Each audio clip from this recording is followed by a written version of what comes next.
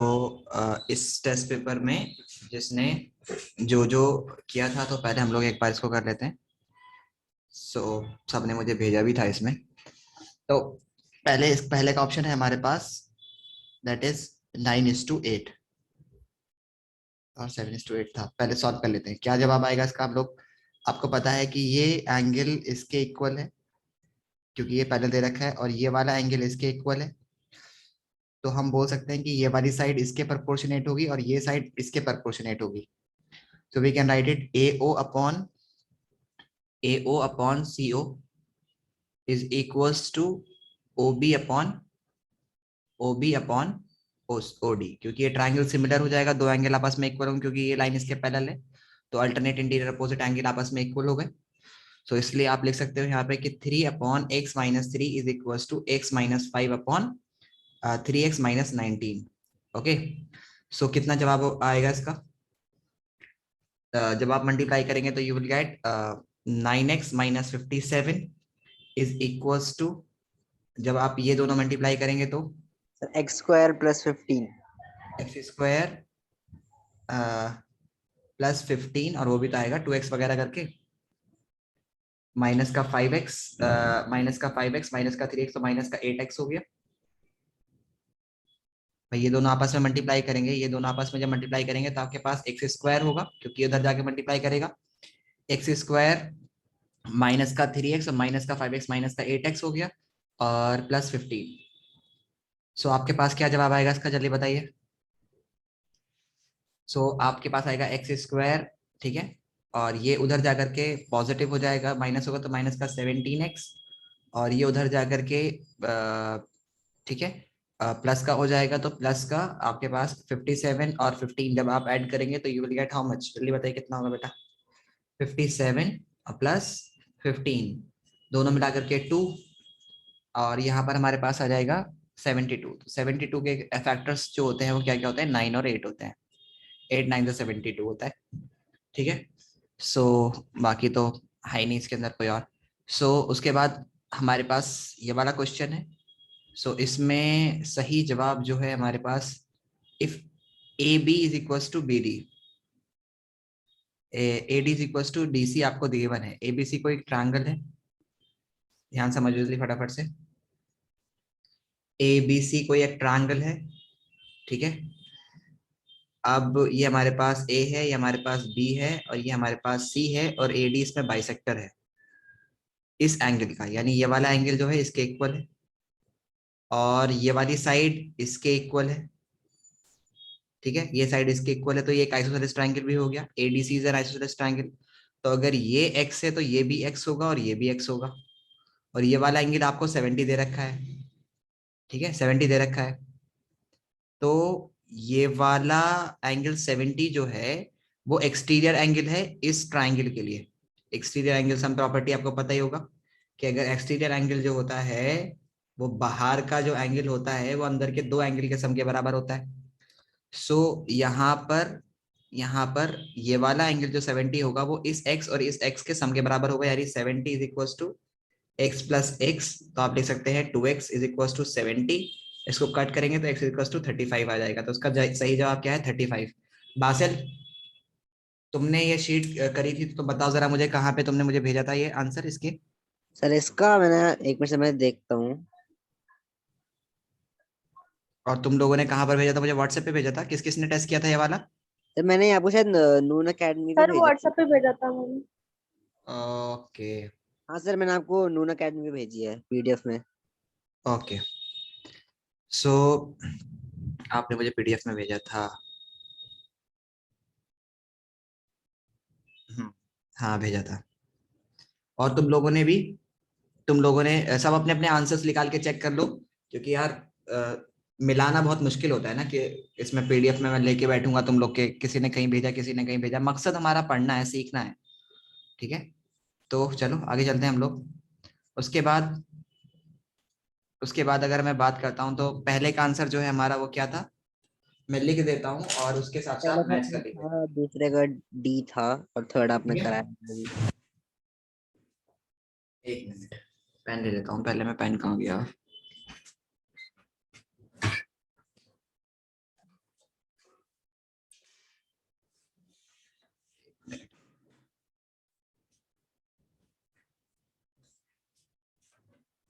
फटाफट से ये चेक हो जाएगा ना तो फिर आपके आंसर्स मिल जाएंगे।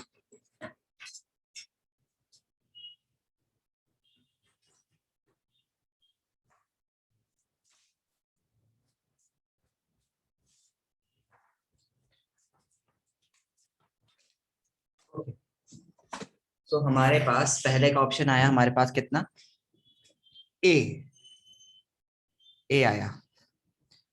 दूसरे का ऑप्शन हमारे पास क्या आया है, दूसरे का हमारे पास आया है कितना, D. D sir D, 35। D. फिर तीसरे का ऑप्शन, तीसरे का क्या है हमारे पास, सर वो आपने भी कराया नहीं सॉल्व। कराया क्या नहीं था, हाँ मैंने, क्यों नहीं कराया था भाई, अच्छा सॉल्व नहीं कराया था ये वाला।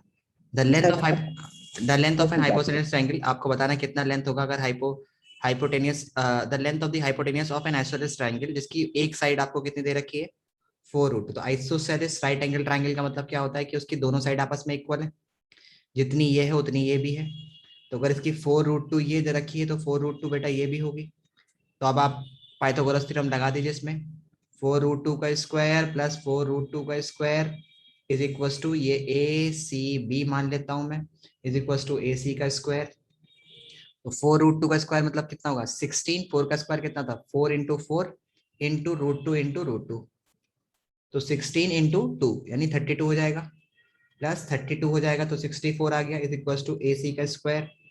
सो ए सी कितना आ जाएगा, ए सी का स्क्वायर इज इक्वल टू 8 का स्क्वायर, 64 किसका स्क्वायर होता है 8 का, तो 8 से 8 ये कैंसिल हो जाएगा, आपके पास ए सी की वैल्यू कितनी आ जाएगी 8 आ जाएगी, ठीक है। तो इसका सही जवाब होगा 8। सो इसका थर्ड का हमारे पास ऑप्शन है बी, थर्ड का ऑप्शन हमारे पास बी है, थर्ड का ऑप्शन बी।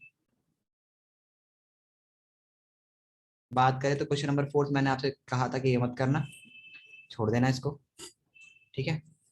क्योंकि उसमें मिस प्रिंटिंग थी, एडी की जगह पे पता नहीं क्या दे रखा था। उसके बाद हमारे पास एडी अपॉन डीई ना, हाँ ये इसमें कुछ मिसप्रिंटिंग थी, इसमें गड़बड़ हो रहा था। In triangle E is a point on side C A of an equilateral triangle A B C such that, आपको ये गिवन है कि ए बी जो है वो परपेंडिकुलर है, और ये आपको इस तरह से गिवन है कि ए बी सी आपके पास एक इक्विलेटरल ट्रायंगल है, ABC is an equal E is a point on side CA of an equilateral triangle ABC. So ABC आपके पास एक इक्विलेटरल ट्रायंगल है, ABC आपके पास इक्विलेटरल ट्रायंगल है, और E कोई पॉइंट है CE पर, E कोई पॉइंट है AC पर, और इस तरह से दे रखा है कि BE जो है वो परपेंडिकुलर है CA के, BE is perpendicular to CA, यानी कि ये जो है वो आपको 90 डिग्री दे रखा है, this is of 90 degree is given to you. तो आपसे पूछा गया है कि बताइए ए बी का स्क्वायर प्लस बी सी का स्क्वायर प्लस सी ए का स्क्वायर जो होगा वो किसके इक्वल होगा। तो इसको अगर हम लोग करें क्वेश्चन को, तो ये परपेंडिकुलर दे रखा है, ये परपेंडिकुलर दे रखा है, तो इसमें कई सारे हमारे पास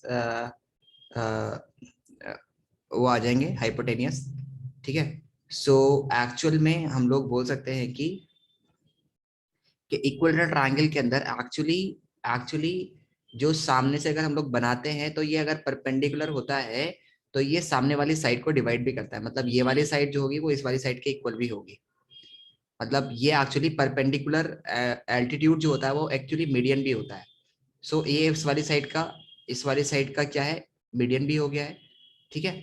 सो अभी आपको क्या करना है, आपको देखना है कि अगर कंफ्यूजन हो रही है तो मैं इस ट्रायंगल को ऐसे बना देता हूँ ताकि आप लोग बिल्कुल सही से समझ जाएं, ठीक है। तो मैं इसको ऐसे बना देता हूँ, यहाँ पर बी रख लेता हूँ, यहाँ पर ए रख लेता हूँ, यहाँ पर सी रख लेता हूँ, और मेरे पास ये ऐसे आ जाएगा बीई।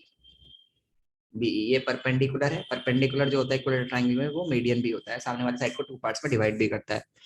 सो इसको हम लोग मान लेते हैं ये x है हमारे पास, ये भी x/2 हो जाएगा, या सबकी साइड को 2x मान लेते हैं, 2x मान लेते हैं, ये भी 2x हो गया, ये x हो जाएगा, ये x हो जाएगा, ये भी x हो जाएगा, और ये भी 2x हो जाएगा, ठीक है। सो अब आपसे पूछा जाए कि ए बी का स्क्वायर एक्चुअली में ए बी मतलब ये वाली साइड, ठीक है, तो 2x का स्क्वायर प्लस बी सी का स्क्वायर मतलब फिर से 2x का स्क्वायर प्लस AC, AC मतलब पूरी एक साइड है प्लस AC का स्क्वायर, यानी कि 2x का square is actually equals to किसके इक्वल होगा। सो हम लोग अगर निकाल लें इसको तो हमारे पास आ जाएगा 4x square plus 4x square, ठीक है, plus 4x square plus 4x square, ठीक है। तो हमारे पास एक्चुअली में ये आ जाएगा हमारे पास, that would be equal to 4 यानी कि 12x square, okay, is equals to. अब यहाँ पर हमारे पास बीई दे रखा है, बीई सब में बीई दे रखा है। तो एक्चुअली बीई कितना होगा, अगर मैं बीई की बात करूं तो बीई एक्स की टर्म में कितना होगा, तो बीई आप एक्स की टर्म में निकाल लीजिए कितना होगा। सो बीई जो है एक्स की टर्म में कितना होगा उसको हम लोग निकालते हैं। तो बीई इज एक्चुअली बी का स्क्वायर प्लस एक्स का स्क्वायर, यानी कि इसका स्क्वायर प्लस इसका square will be equal to 2x का स्क्वायर के बराबर होगा। सो अभी मैं इसको लिख सकता हूं कि बीई का स्क्वायर प्लस एक्स का square is equal to 4x square. So actually में बीई का जो स्क्वायर होगा is equals to 3x square के बराबर होगा, ये माइनस हो जाएगा तो 3x के स्क्वायर के बराबर होगा, ठीक है। सो अब बताइए कितना, अब ये हमारे पास टोटल जो है वो 12x बैठ रहा है, तो इसका मतलब क्या हुआ, इसका मतलब हुआ कितने टाइम b का स्क्वायर बन जाएगा, ये 4x, ये 12x स्क्वायर कितने टाइम b का स्क्वायर आ जाएगा, 4 टाइम्स, मतलब 4 से मल्टीप्लाई कर दोगे इधर भी 4 से, तो you will gate 12x square तो इज इक्वल्स टू 4b का स्क्वायर। तो इसका सही जवाब होगा सी। समझ में आया? Yes sir. समझ में आ गया बेटा सबको? Shazia, yes sir. समझ में आया? ओके। Yes sir. सो हमारे पास क्वेश्चन नंबर 5th का सही जवाब होगा, क्वेश्चन नंबर 4 नहीं 5th, हाँ 5th का सही जवाब है हमारे पास, दैट इज सी। कहीं कहीं पर ना ऑनलाइन टीचिंग बहुत जबरदस्त हो रखती है। अब इतनी तेज बारिश हो रही है ना तो क्लास में कोई आता ही नहीं, अब सब लोग अपने घर में बैठे हुए आराम से क्लास कर रहे हैं, क्या बढ़िया चीज है ये। If ABC is an isosceles triangle, right angle at C, then AB square is equals to किसके बराबर होगा? If ABC is an isosceles triangle, right angle at C, C पर right angle है, so ABC अगर हमारे पास isosceles triangle है और वो राइट एंगल भी है, आइसोसेलेस भी है और राइट एंगल भी है सी पर, ठीक है, ए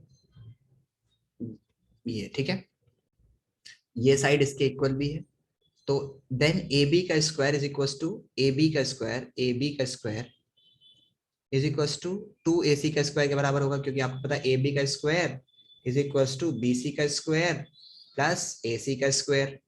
अब AC को भी मैं BC के बराबर लिख सकता हूँ, क्योंकि तो BC की जगह पर AC लिख सकता हूँ, क्योंकि AC और BC आपस में इक्वल है। So you can write it 2AC का square. So it the correct option is B. So 6 का आपके पास ऑप्शन जो है वो क्या है? 6 का ऑप्शन आपके पास बी है। 7th की बात करता हूं तो 7th क्वेश्चन में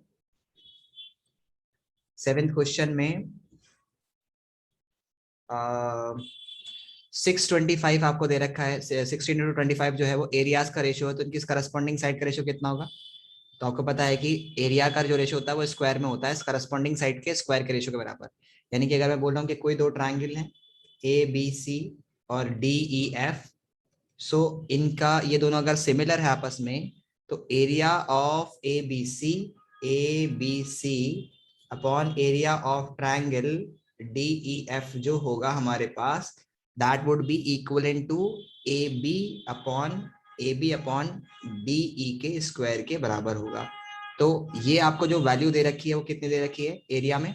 एरिया का जो रेशियो आपको दे रखा है 16/25 दे रखा है, तो आप इसको लिख सकते हैं 4/25 का 4/5 का होल स्क्वायर, 4/5 का होल स्क्वायर, ठीक है। तो आप लिख दीजिएगा कि AB upon DE is equal to का स्क्वायर इज इक्वल टू 4/5 का स्क्वायर, तो स्क्वायर से स्क्वायर कैंसिल आउट हो जाएगा। तो AB अपॉन DE का जो यानी रेशियो होगा उसकी करस्पॉन्डिंग हाइट्स हो या हाइट हो तुम्हारे पास या साइड हो, सब का रेशियो होगा, इसका सही ऑप्शन होगा ए। तो 7th का हमारे पास आ गया है ए, ओके। 8th क्वेश्चन की अगर मैं बात करता हूं तो ठीक है, 8th क्वेश्चन की अगर मैं बात करता हूँ तो हमारे पास दो पोल्स हैं, 6 सेंटीमीटर इतना, तो 12 फीट दे रखा है। Distance between their top will be 13 होगा सही जवाब। 8 का सही जवाब 13 होगा, 13 यानी कि सी। 8 का सही जवाब सी है, ठीक है। और उसके बाद अगर मैं बात करता हूं तो ठीक है, नाइन्थ क्वेश्चन में अगर आपको in triangle O is the median of A B and C D, then मतलब ये मीडियन दे रखा है आपको, ठीक है। मीडियन मतलब O is the mid point of A B and C D, यानी कि ये इसके इक्वल है और ये इसके इक्वल है, ठीक है। तो ये जो ट्रायंगल होगा आपस में कॉन्ग्रेंट हो जाएगा, क्योंकि साइड अगर मीडियन है तो ये साइड इसके इक्वल, ये साइड इसके इक्वल, और वर्टिकली अपोजिट एंगल आपस में इक्वल हो गया, तो एस ए एस से ये ट्रायंगल आपस में कॉन्ग्रेंट हो जाएंगे, क्योंकि दो साइड और उनके बीच का एक एंगल करस्पॉन्डिंग एंगल आपस में इक्वल है। मतलब जो दो साइड इक्वल है उनके बीच का एंगल भी इक्वल है, तो इसलिए ये ट्रायंगल कॉन्ग्रेंट होगा। तो इसका सही जवाब होगा ए। क्वेश्चन नंबर 9th का ए पोर्शन। क्वेश्चन नंबर 10th की अगर मैं बात करूं तो अगर आपके पास इक्विलेटरल ट्रायंगल है और उसकी एक साइड आपको 2a दे रखी है, तो उसका जो एक्चुअली में इट्स एल्टीट्यूड जो होगा वो आपके पास वो कितना होगा, तो आप निकाल लीजिए एल्टीट्यूड यानी h। तो आपको पता है 2a का स्क्वायर इज इक्वल टू, यहाँ से लेके यहाँ तक ये a होगा, क्योंकि इक्विलेटरल ट्रायंगल है तो डिवाइड भी करेगा टू पार्ट्स में, a और a में।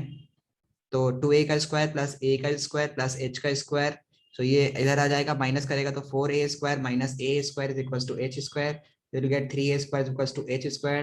तो h की वैल्यू कितनी आ जाएगी, √3a। तो इसका सही जवाब डी होगा।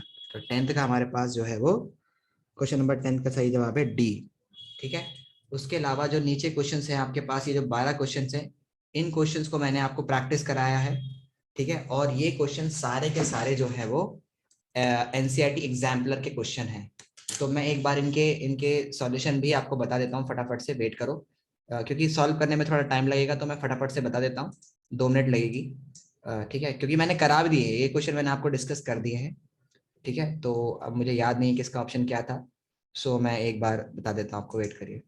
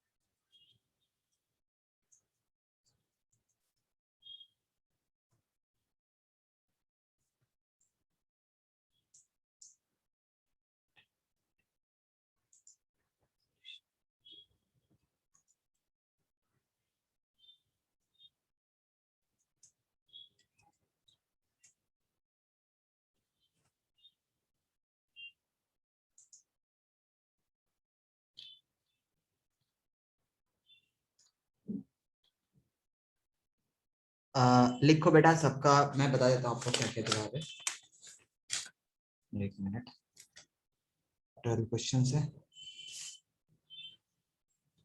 सो पहले का है 12 सेक्शन बी, फर्स्ट का है सी, उसके बाद इसका सी है फर्स्ट वाले का। हाँ फर्स्ट वाले का सी है, सेकंड वाले का है बी, थर्ड वाले का है सी, थर्ड का सी, फोर्थ का है ए, फोर्थ का ए, फिफ्थ का है डी, फिफ्थ का डी, सिक्स का है बी, सिक्स का बी, सेवेंथ का है बी, सेवेंथ का बी, एट्थ का है आपका ए, ए, नाइन्थ का है आपका बी, नाइन्थ का है बी, टेंथ का है सी, टेंथ का है सी, 11th का है ए और 12th का है सी। 12th का है सी।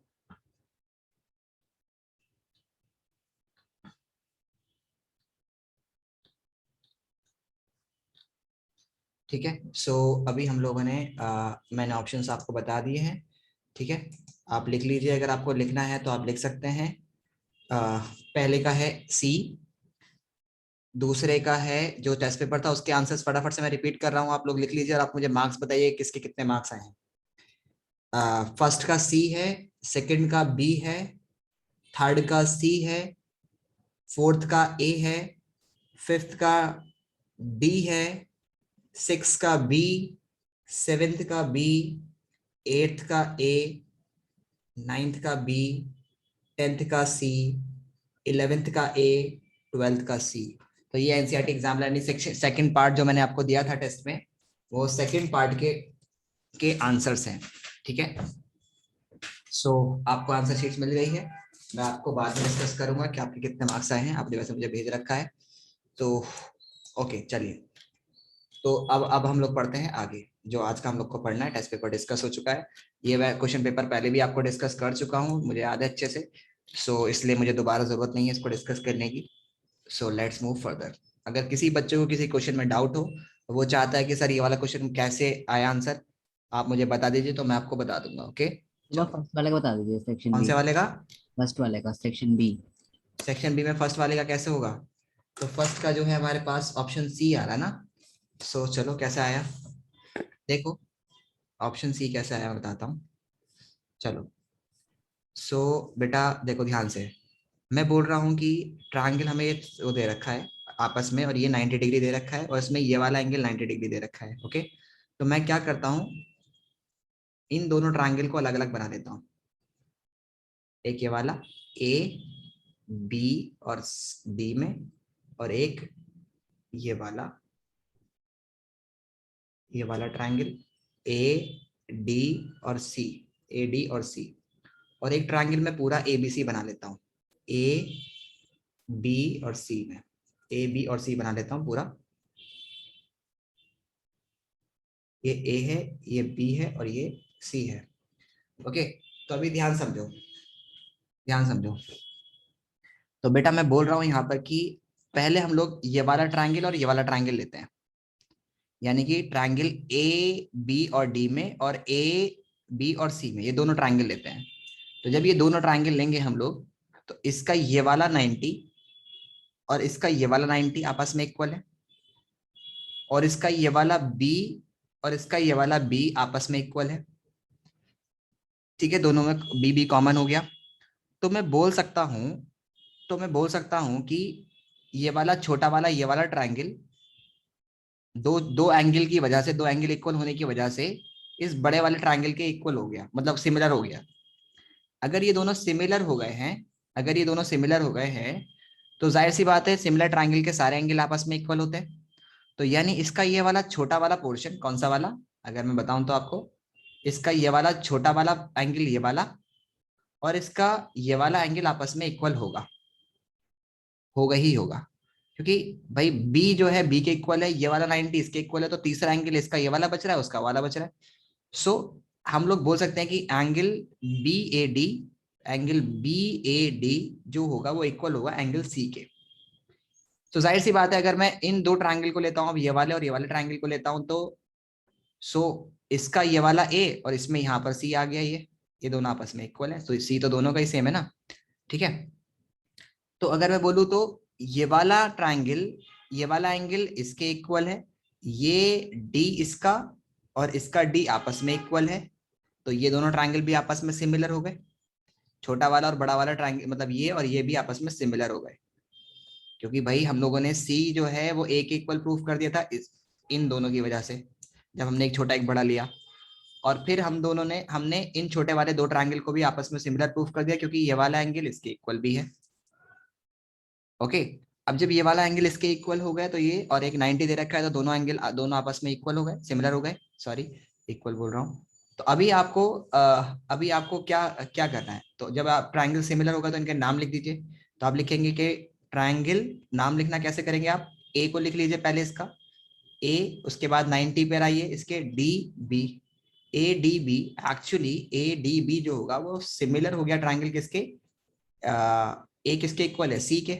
सी से इसके 90 पर आइए तो सी डी ए पर, okay, triangle C D A पर। अब आपको लिखना कैसे होता है कि आप पहले एक बार देख लीजिए कि इसमें हम लोग बी डी लिखते हैं, जैसे कई जगह पे ऐसा होता है कि डी बी भी हो सकता है, तो बी डी और डी बी मतलब बात एक ही है। तो बी डी को बी डी लिख रखा है, सी डी को सी डी और बी सी को B C, okay. A C A B A D, मतलब कहीं भी ऐसा नहीं है जहां पर उल्टा लिख रखा होता है। जनरली से बी डी को बी डी लिखते हैं हम लोग, डी बी नहीं लिखते। जो पहले आता है ना उसको पहले लिखते हैं, यानी कि जो एबीसीडी में पहले आता है ना उसको पहले लिखते हैं, ठीक है। ए डी बी सी सब सही लिखा हुआ है। तो अभी हम लोग क्या करेंगे, ये अपॉन ये करेंगे, तो यानी कि A B, sorry A D upon C D, C D लिख दिया यहाँ पर, ठीक है, इक्वल होगा डी बी। अब डी बी को बी डी लिख देते हैं, कोई इशू नहीं है, डीबी को बी डी अगर आपने लिख दिया कोई इशू नहीं है, तो आप बी डी लिख दीजिए यहाँ पर, अपॉन डी ए को ए डी लिख दीजिए, कोई इशू नहीं है, डी ए को ए डी, क्योंकि ए डी लिखना में कोई दिक्कत नहीं है।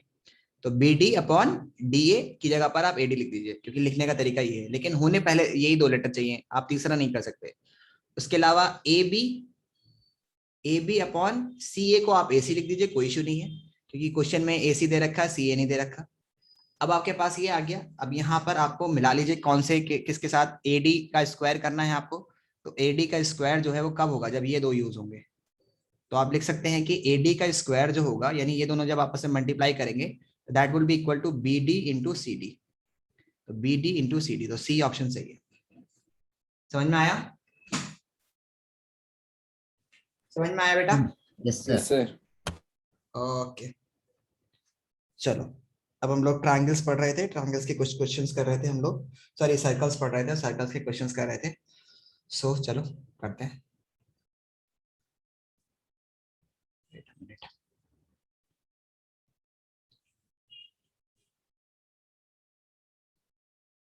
हम लोग पढ़ रहे थे सर्कल्स, एक काम करते हैं, वेट अ मिनट। पहले क्योंकि ऑब्जेक्टिव क्वेश्चंस इंपॉर्टेंट है ना, ऑब्जेक्टिव आ रहा है तो हम लोग को हर तरह से ऑब्जेक्टिव क्वेश्चन को प्रैक्टिस कर लेना है। बस एक मिनट दीजिएगा मुझे।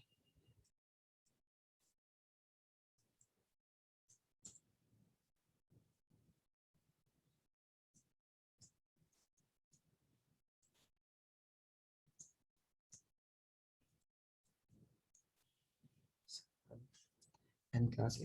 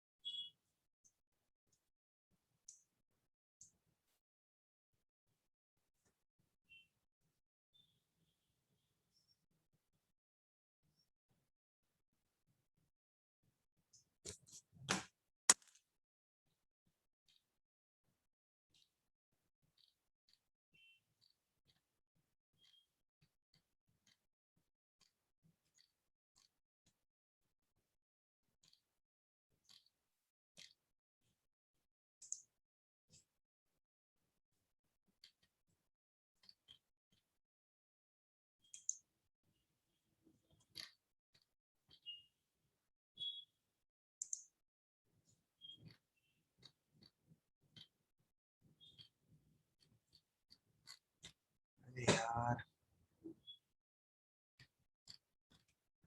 बड़ा गुस्सा आता है मुझे जब मिलता नहीं है तो, घूमते रहो से बेवकूफों की तरह।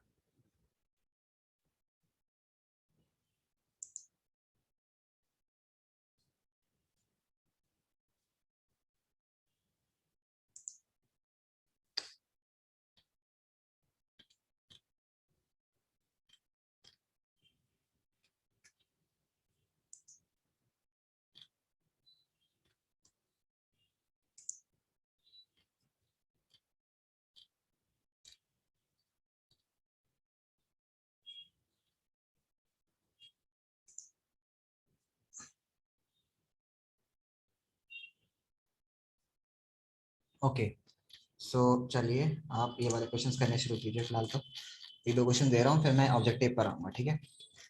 सो अगर आपको पहला ए रिलेटेड टू सर्कल ही कर रहे थे ना हम लोग। Yes sir. सो चलिए इसका जवाब क्या होगा, question number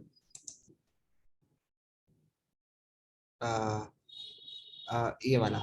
the radii of the 2 circles are given to you having equal sum of their 2 circles. तो ये वाला क्वेश्चन आप करिए, मुझे बताइए क्या जवाब होगा। क्वेश्चन नंबर 2 कीजिए। अच्छा, इससे पहले हम लोगों ने जो स्टार्ट किया था वो सेक्टर वाला, वो हम लोगों ने डायरेक्ट 11 पॉइंट मतलब अगली एक्सरसाइज शुरू कर दी थी ना। अरे यार, हमने पहले वाली एक्सरसाइज तो करी नहीं थी। सर कौन सा क्वेश्चन करना है?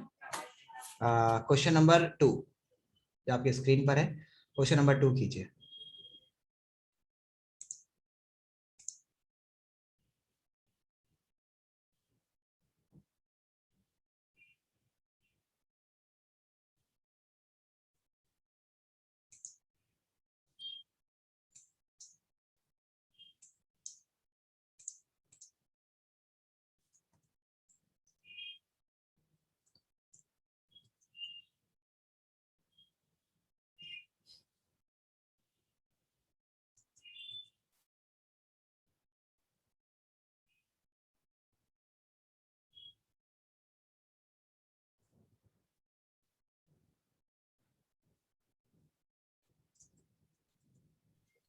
Sir R is equal to 10।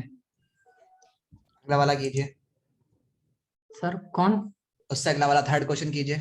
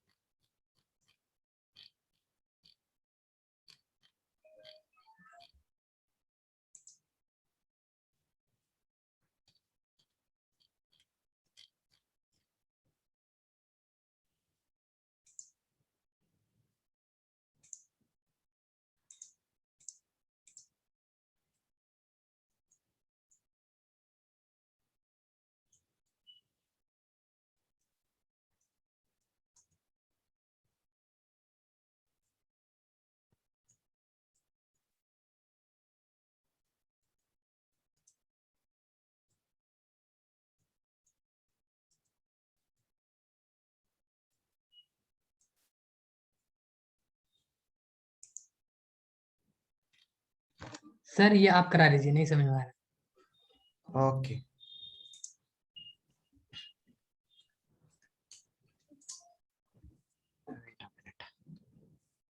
सो चलिए 1 मिनट दीजिए।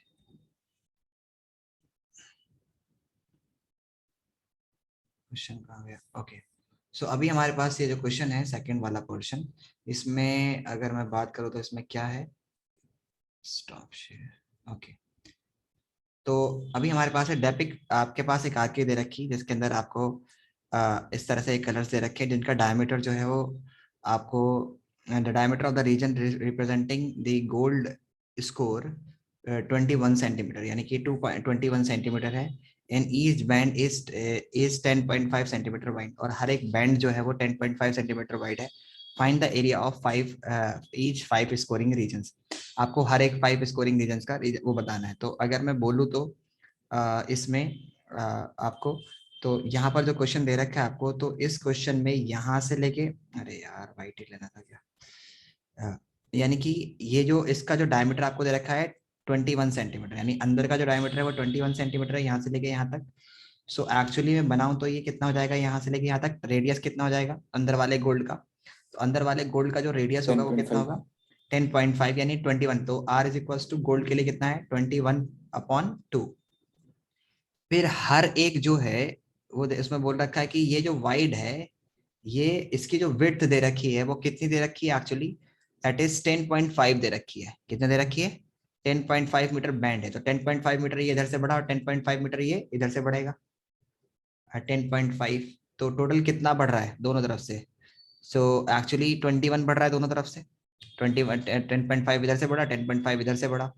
सो रेडियस में कितना बढ़ोतरी होगी, तो रेडियस में एक्चुअली में कितनी होगी 10.5 की ही बढ़ोतरी होगी। सो R1 हमारे पास ये है, R2 हमारे पास कितना होगा, दैट वुड बी 10.5 ये वाला था और 10.5 ये वाला, तो यानी कि 21/2 हो जाएगा, 21 हो जाएगा, 10.5 यहाँ से लेके यहाँ तक का और 10.5 यहाँ से यहाँ तक का। उसके बाद R3 कितना होगा हमारे पास, सारे R निकाल लेते हैं। R3 मतलब कि हमारे पास जो है हर किसी में 10.5 ऐड करते जाइए आप, ठीक है।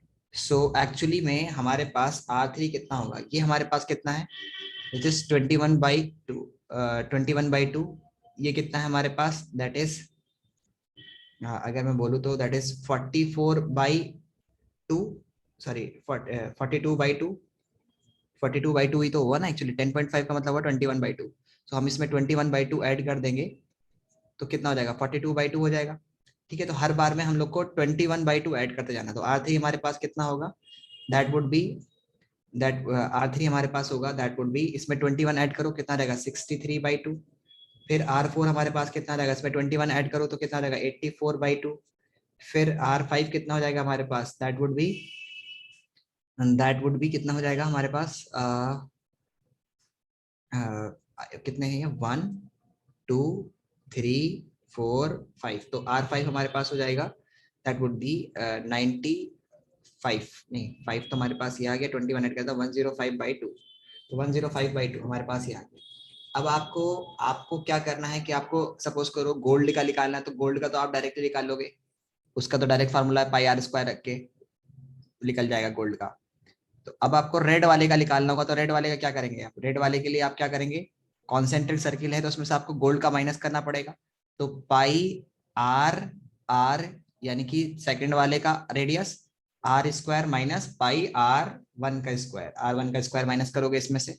So actually you are taking the pi as common and you can write it R1 R2 का स्क्वायर माइनस R1 का स्क्वायर, सॉरी R1 का स्क्वायर, ठीक है। यहाँ से आप इसको माइनस कर दीजिएगा।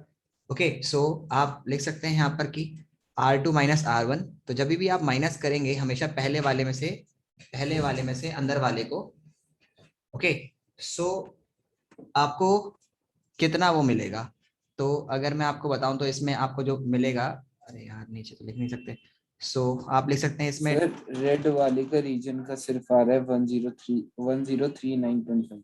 हाँ तो आप लिख सकते हैं यहाँ पर that would B 22/7 R2 minus R1।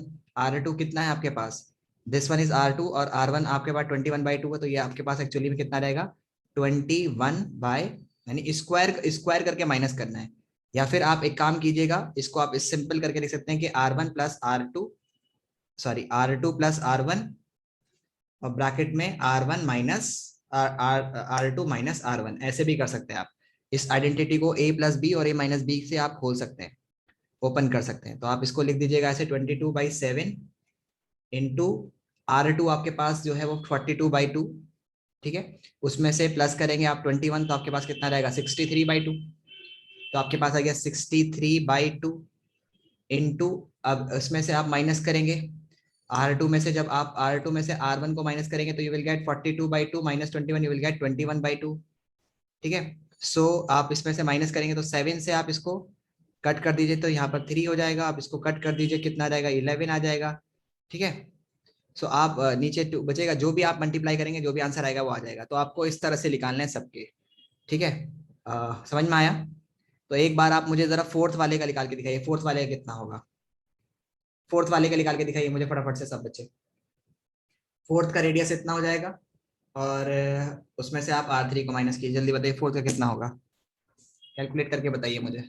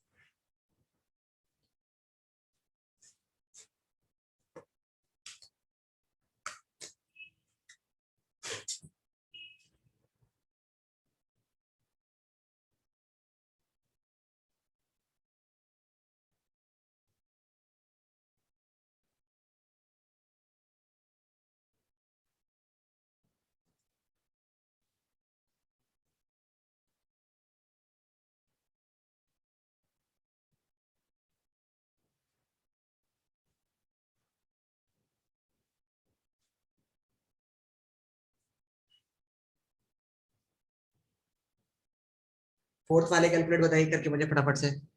तो फोर्थ वाले में क्या करेंगे आप, फोर्थ का रेडियस माइनस थर्ड का रेडियस करेंगे, यस सर आ गया। कितना आया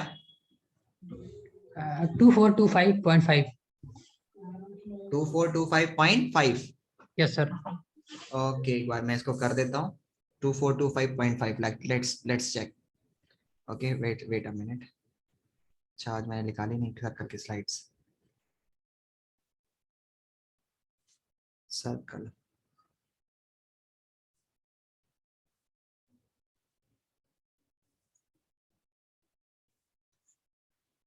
सो आपके पास यहाँ पर जो है वो क्या क्या गिवन है, आपको गिवन है कि आपको फोर्थ रेडियस जो है वो आपको कितना दे रखा था 84/2 ना, है ना बेटा। R4 की वैल्यू कितनी थी 84/2 और R3 की वैल्यू कितनी थी 63/2, यही थी ना बेटा, यही थी। पहले वाले की यस 21/2 थी, दूसरे वाले की 42/2 थी, तीसरे वाले की 63/2 थी, चौथे वाले की 84/2 थी और पांचवे वाली कितनी थी, दैट वाज दी 105/2 थी। ओके सो ये इस तरह से थी हमारे पास रेडियस। ओके तो चलो अभी हम लोग करते हैं इसको। सो हमारे पास फॉर्मूला आ जाएगा फोर्थ का, फोर्थ वाले का जो होगा ब्लैक ब्लैक सर्किल का, ब्लैक डिस्क का।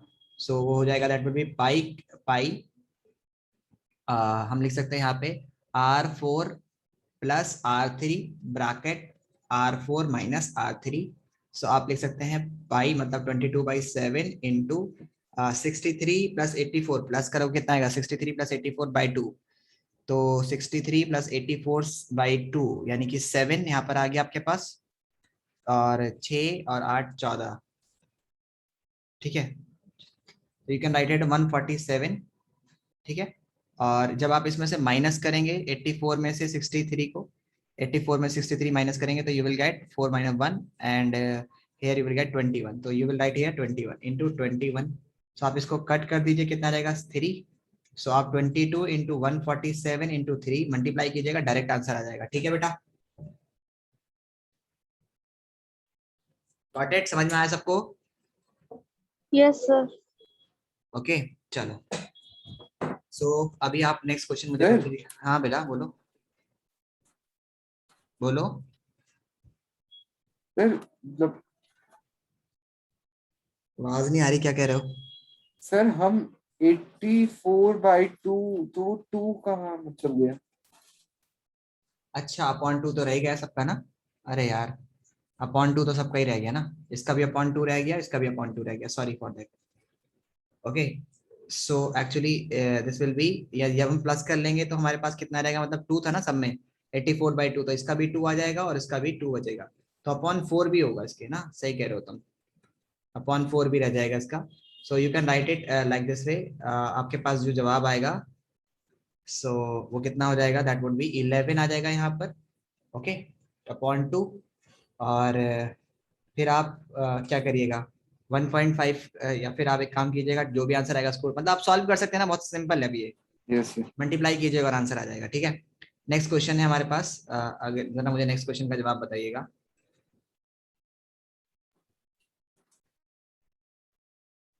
कहाँ तक पहुंच चुके थे हम लोग ये क्वेश्चंस में कल पिछली दफा? The perimeter of the circle, the perimeter of a circle is equal to the square. The ratio of their areas is कितना होगा? बताइए, ये उसी तरह क्वेश्चन है जो मैंने पिछली क्लास में करवाया था आपको। सो फिफ्थ क्वेश्चन करके बताइए मुझे क्या जवाब होगा।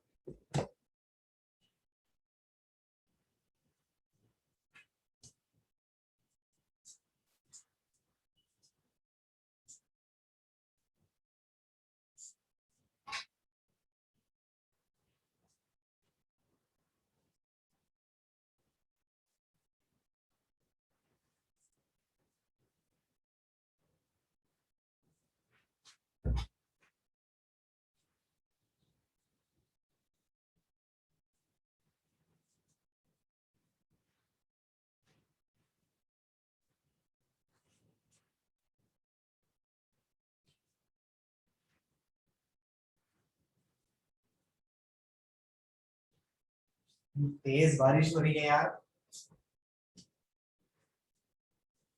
बहुत तेज बारिश है भाई।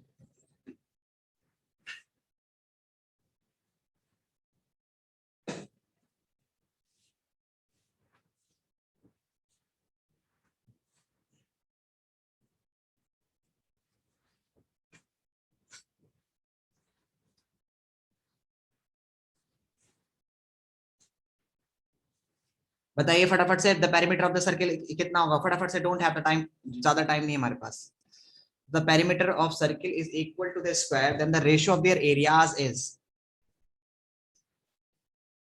सो मैंने बताया था आपको, जब आपका ऐसा केस होगा, सो आप उसके लिए क्या करेंगे, एज्यूम कर लीजिए कि पेरीमीटर जो है वो कितना है, 44 है सर्कल का, सर्कल का और उसका रेडियस का, मतलब सर्कल का और स्क्वायर का, दोनों का पेरीमीटर 44 है। सो अगर पेरीमीटर 44 है तो ये हमने करा भी था पिछली बार, तो पेरीमीटर 44 है तो हम लोग लिख सकते हैं कि 44 is equal to actually 2 pi R, two sir pi इसका आर। बी होगा, हाँ सर इसका बी होगा, बी। हाँ, सो आप इसमें से आर की वैल्यू निकाल सकते हैं, ये कट जाएगा। ठीक है, तो यहाँ पर 7 बचेगा, तो आर इज इक्वल टू 7 आ जाएगा। अब अगर 7 रेडियस है किसी एक सर्किल का, तो उसका एरिया एरिया कितना होगा? 22/7 इंटू 7 इंटू 7, 49 आ गया, सॉरी कितना आ जाएगा, दैट इज 150, 7×14, 154 सेंटीमीटर स्क्वायर, तो सर्किल का एरिया आ गया। और अगर किसी स्क्वायर का किसी एक स्क्वायर का पेरीमीटर 44 है, 44 है, तो उसकी साइड कितनी होगी? That will B 11। तो 11 इंटू 11 कितना आ जाएगा हमारे पास? 121। तो सर का उसका उसका कितना आ गया? 121 आ गया। एरिया किसका, स्क्वायर का जो एरिया आएगा वो 121 आएगा, और सर्किल का जो एरिया आएगा वो 154 आएगा। अब आप किसका पहले बोला था, सर्कल का पहले बोला था कि स्क्वायर का? Circle is equal then the ratio of their area, तो सर्कल का पहले के 154 अपॉन 121 आप जब डिवाइड करेंगे तो यू कैन डिवाइडेड बाय 7, 7 से तो नहीं डिवाइड होगा, किससे डिवाइड होगा? 22 था ना, हाँ 11 से डिवाइड हो जाएगा। ओके, सो 11 से आप इसको डिवाइड कर दीजिए दोनों को। जब आप 11 से डिवाइड करेंगे तो यू विल गेट 11 अपॉन, और ये आप 11 से डिवाइड करेंगे तो यू विल गेट 14।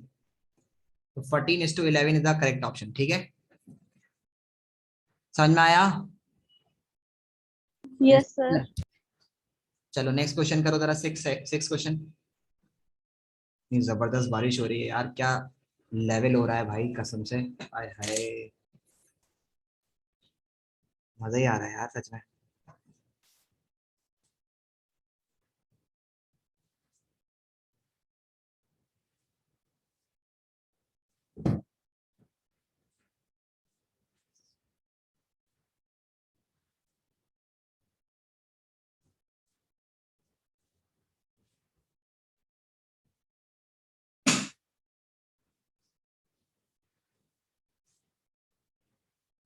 जल्दी कीजिए फटाफट से बेटा। Question number, it is proposed to it is propose to a building single park 20. equal area to the sum of the two circle park of diameter इतना इतना equal to the radius of new park कितना होगा। मतलब जाहिर सी बात है, आपको अगर दो डायमीटर दे रखे हैं आपको किसी एक लोकेलिटी में किसी एक सर्कुलर पार्क के, और उसको कहा गया कि भाई उसकी जगह पर आप एक ही पार्क बना दीजिए, तो नए उसका रेडियस कितना होगा। सो आप दोनों का आराम से निकाल सकते हैं इसमें। That would be R square plus R square is equal to capital R square होता है, मतलब R1 का स्क्वायर प्लस R1 का square is equal to R2 का square is equal to new R new का स्क्वायर होता है, ये रेशियो होता है। तो आप लिख लीजिएगा यहाँ पे 16 का स्क्वायर कितना हो गया हमारे पास, 16 का स्क्वायर होता है हमारे पास 256 प्लस 12 का स्क्वायर होता है हमारे पास 144 is equal to R square new.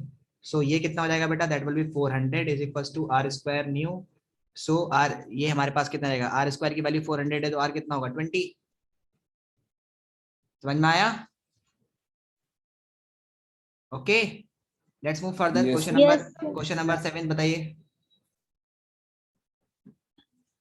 जल्दी से। The area of a circle that can be inscribed in a square of side 6 centimeter is, यानी कि एरिया कितना होगा उस सर्किल का जो एक स्क्वायर के अंदर इंस्क्राइब कर दिया गया है, that is inscribe in a square, जिसकी साइड कितनी दे रखी है 6 सेंटीमीटर दे रखी है। जिसकी साइड कितनी दे रखी है बेटा 6 सेंटीमीटर। तो स्क्वायर की साइड 6 सेंटीमीटर है, तो जाहिर सी बात है रेडियस का इसका सर्किल का जो डायमीटर होगा वो भी 6 होगा, रेडियस 3 रेडियस 3 हो जाएगा। सो आप निकाल सकते हैं आसानी से। एरिया ऑफ द सर्किल पूछा है तो बस रेडियस 3 इसमें निकालना, तो pi R square that would be 9 3 3 9 9 pi है कोई ऑप्शन, हाँ 9 पाई स्क्वायर। उसके बाद 8 का बताइए जल्दी से फटाफट से। The area of the square that can be inscribed in a circle of radius 8 centimetre is,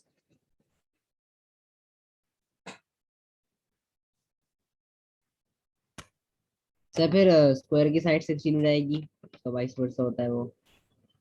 हाँ तो अब रेडियस दे रखा है आपको, सो 16 हो जाएगी, तो 16 का एरिया कितना हो जाएगा, दैट वुड बी 256। सो ये आ गया। Question number 9।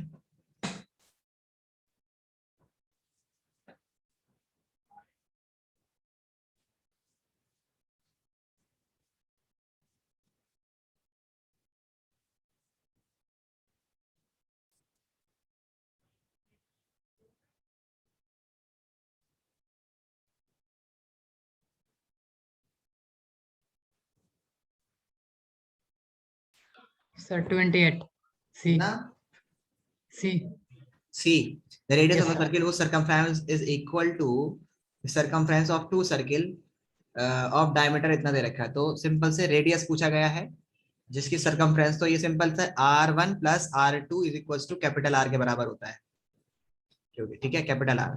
सो अगर डायमीटर इतना है तो 18 प्लस 10 36 हो जाएगा, नहीं 2 पाई R है ना। The radius of circle whose circumference is equal to the sum of the circumference of two circle of diameter this and this। तो रेडियस पूछा है ना उसका 18 प्लस टू 28 भाई यार 28 ही तो होगा, सही तो दे रखा ऑप्शन। उसके बाद ठीक है, सो उसके बाद 10th क्वेश्चन का बताइए जवाब। 28 होगा बेटा, R1 प्लस R2 करते डायरेक्टली, कैसे होगा पाई R, जब आप रखोगे इसको तो pi R1 2 pi R1 plus 2 pi R2 2 pi R2 is equal to 2 pi capital R new. So ये 2 पाई जब आप कॉमन ले लोगे दोनों में से, तो 2 पाई कॉमन ले लोगे तो R1 plus R2 is equal to 2 pi R new हो जाएगा, और ये 2 पाई से 2 पाई कैंसिल आउट हो जाएगा, सिंपल कर लोगे एकदम, R1 plus R2 is equal to R new. So अब बताइए मुझे नेक्स्ट क्वेश्चन, क्वेश्चन नंबर 10 का जवाब क्या होगा। क्वेश्चन नंबर 10 का जवाब बताइए क्या होगा।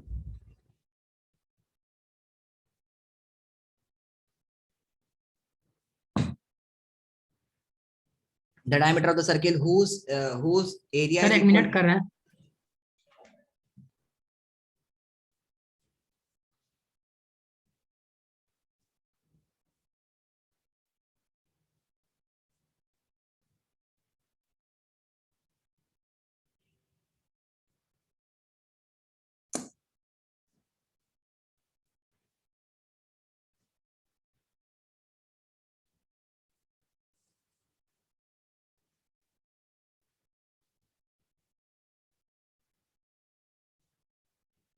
सर डी होगा 50।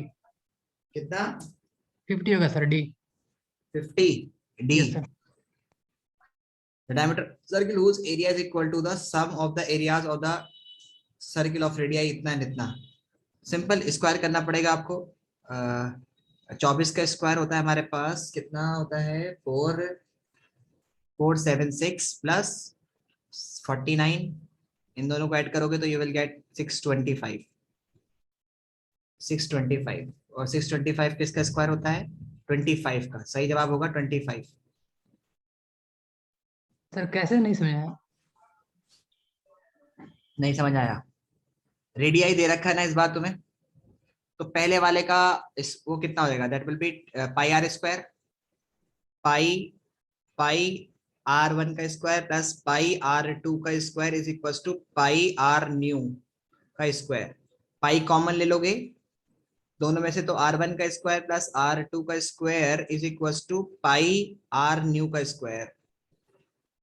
तो पाई से पाई कैंसिल आउट हो जाएगा। r1 का स्क्वायर कितना हमारे पास? r1 ये है हमारे पास 14, तो 14 का स्क्वायर होता है, सॉरी 24 है, 24 का स्क्वायर होता है हमारे पास 6 दैट इज 496, सॉरी 476।